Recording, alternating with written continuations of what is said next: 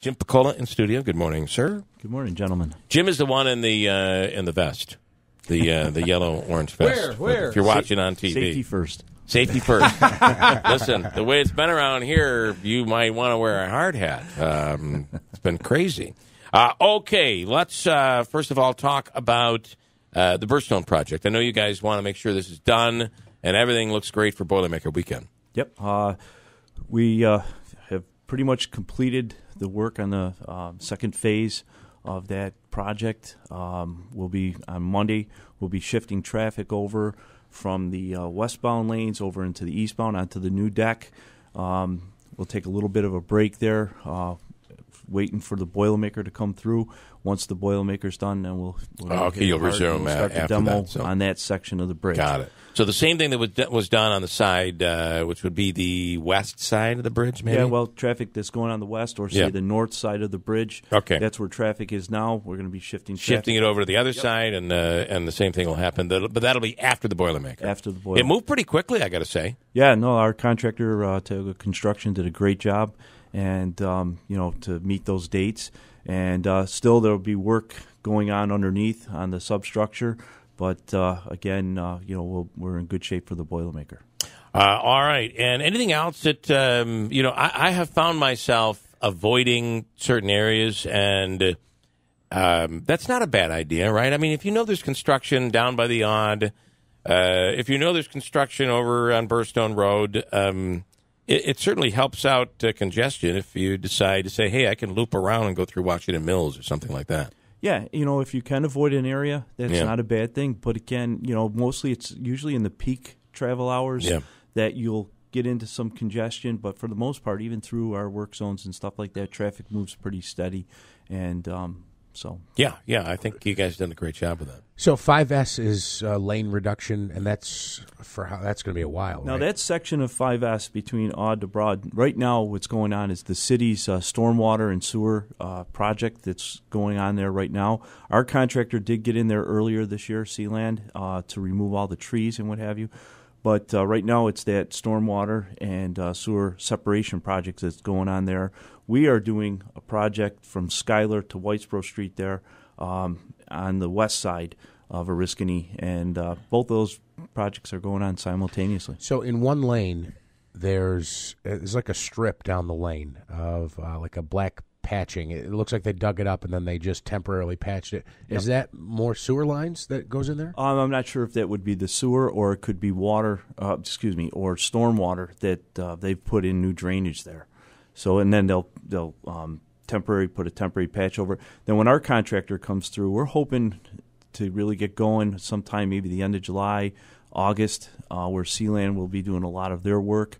There is a lot of utility relocation work involved with the 5S project, which I think you'll see pretty soon. They'll be starting that work too. I do. There's a part of the construction that I do like because it's kind of a distraction, which allows me to walk into the rent-to-own store without my neighbors seeing me, and that's been helpful. I was in and out; nobody saw me. It was really good. What's going to, so you know where the rent-to-own is, the former Herb Phillipson's there. Yes. So you had all of those trees in there. Yep. They've all been taken down, which was an interesting thing to watch because that machine that you guys brought in was pretty cool. It just took them all down.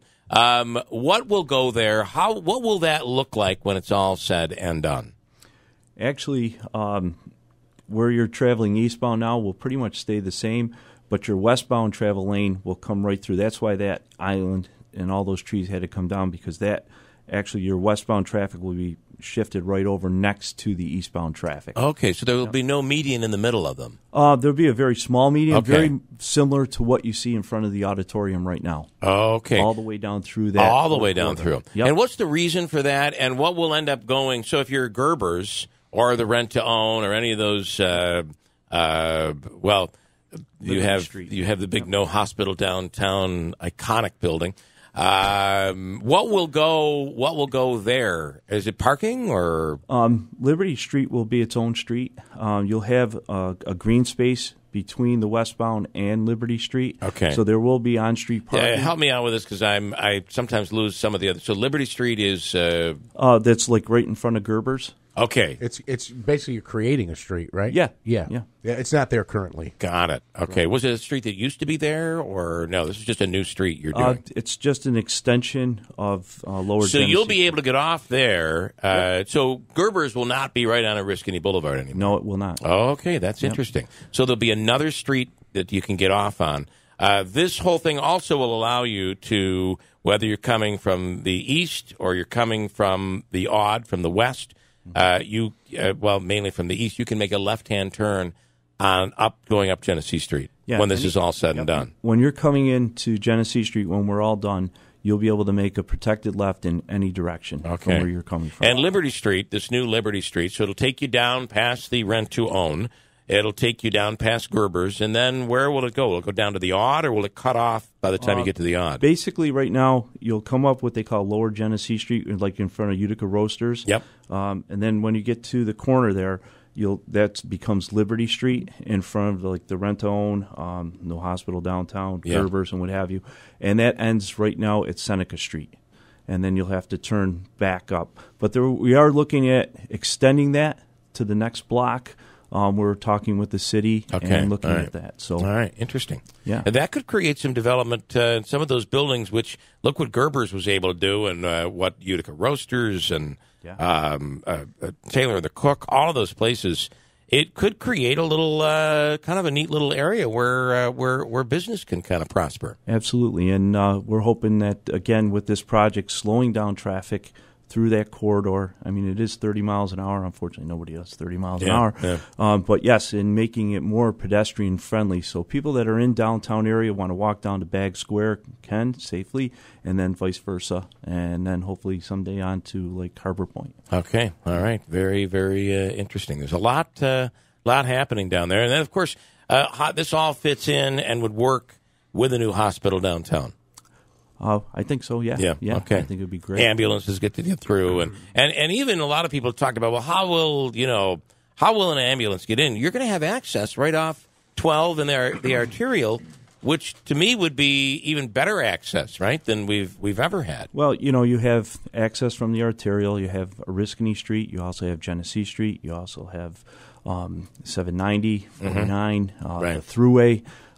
You have the bus garage. You have the train station. So there's a lot of accessibility for people to get down there. All right, Jim Piccola, we appreciate it. Very interesting. We'll see where it will be pretty cool when we see all of this completed. Absolutely. Which will be by 3-4 years maybe. Fall of 2020. Okay. Wow. All right. At least the road project ended. Yes, sir. So. Okay, Jim Piccola, thanks so much. We appreciate it. We'll break and come back here.